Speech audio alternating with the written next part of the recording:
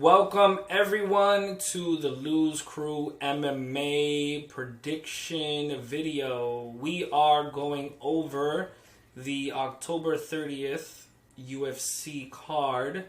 We're getting into, let's try to get the name right, Jingliang versus Khamzat Chimaev. There we go. I did it. That's the only time I'm going to be able to get it right. We have the, what do they call him? The Leech? Yeah. The Leech? I don't know why they call him the Leech. Do you know why they call him the Leech? I have no idea. Probably just drains you, I guess. Drains you? I mean, I would think that maybe a grappler would drain you, but not a stand-up fight? I mean, I don't know. Maybe... Boars, which stands for wolf. Boars stands for wolf. I didn't know that up until like 10 minutes ago. He told me. I don't even know what language that is. So let's take a look. We have Khamzat Chimaev coming off of a couple of very impressive victories in the span of just 10 days. Then he gets scheduled for another fight and he catches... COVID, the vid. Coronavirus, right? Coronavirus. It's just such an impact on all of our lives. And Chimaev got to the point where he actually temporarily retired and said he can't fight anymore because his recovery was just not happening. He kept coughing up blood. He kept going into the gym. The coach wasn't supposed to. Coaches were like, "What are you doing here? Stop! You can't train here." Still tried to train. Still was coughing up blood. It was ugly. But I guess that shows you his dedication to the fight craft. I guess, right? And on the other side, we have Jingliang, where he's had plenty actually, he's 18-6, plenty of success on the feet. If we take a look, Santiago Ponzinibbio, left hook, bam, right on the end of the round one, knockout, Neil Magny, which we're going to get into deeply in a second. We have wins against Elizu Zaleski and David Zawada. Again, striking.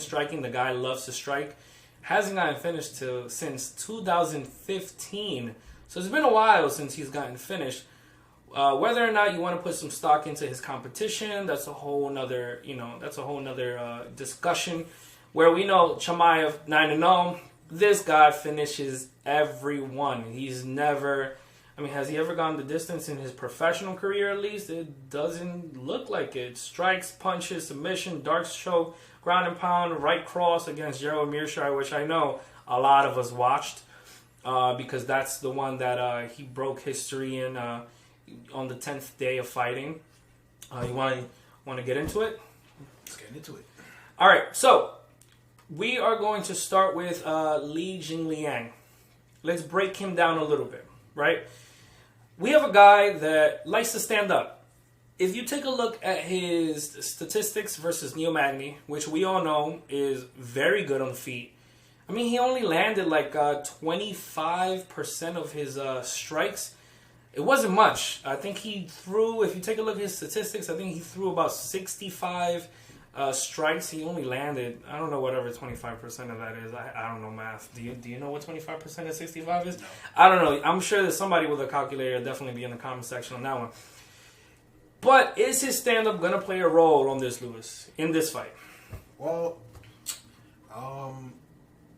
the only thing I would just say out of Chimaev, he hasn't been active. When's the last time his last fight was Mershat? And they try to get him booked up against Leon Edwards. We all know how that turned out.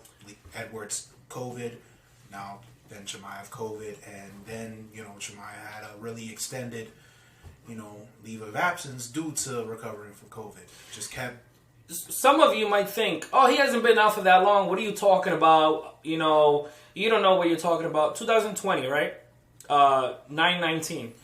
You guys do have to understand that he's been out also while not really being able to train that much because of his recovery and near-death experience. So a lot of fighters are out for a year, but they're training. They're training people. They're at the gym. They're working out. Chimaev, even though he tried to do that, he was forced to stay home. He wasn't able to train at all.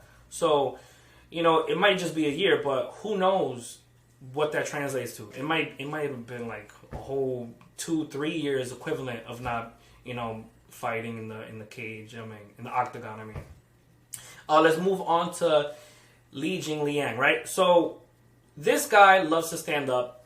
Will it play a role? I don't think so. I don't believe it will. I think Chimaev goes in. He loves to say, "I smash," right?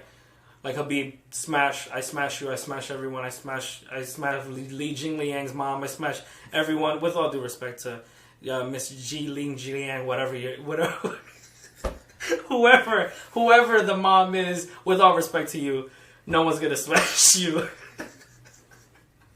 But with all due seriousness. So much editing out. No, we're gonna leave this in. Why? Why would we get this out? The people know what we're talking about, right? So Chimaev, I think takedown is gonna be quick. Even though Lee hasn't been finished since 2015, honestly, I think this will be the first time he gets finished in a long time. I'm talking round 1 because Chimaev is probably gonna come in with a point to prove and going to say, "Listen, I've been hurt, I've been sick. I'm gonna finish you." That's my prediction. You can get into yours. So, I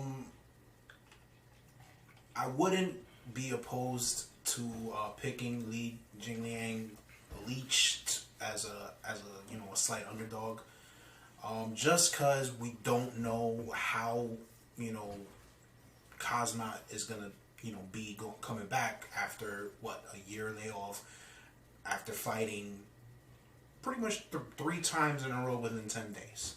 So, I still think Chimaev is gonna win. I believe he is gonna. It's if Kazmat goes in there looking the way he does, I mean, you could kind of think of what Magny did to Lee. He neutralized his stand-up with his wrestling, and we all know the type of wrestler that Kazmat is. So, I think that is going to be the difference if the stars align for Kazmat. But I wouldn't be mad at an underdog pick for Li Jingliang. Okay, could make somebody's night, but I do still have Kazmat Chimaev winning. All right, so if I were to put some odds on this one, honestly, I have Chimaev at like a minus 250 minimum.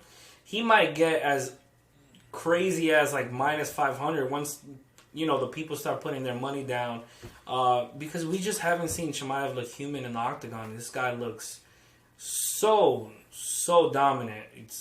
It's really something rare for any of us to see. So I'm going with Chimaev by a long slide. And you're going with Chimaev. I am going with Chimaev. Just a little bit, right? Yeah. No, well, I still think handily he gets the win, but you never know. But okay. I'm still leaning towards Chimaev. All right. So until next time, this is To Lose Crew. See ya.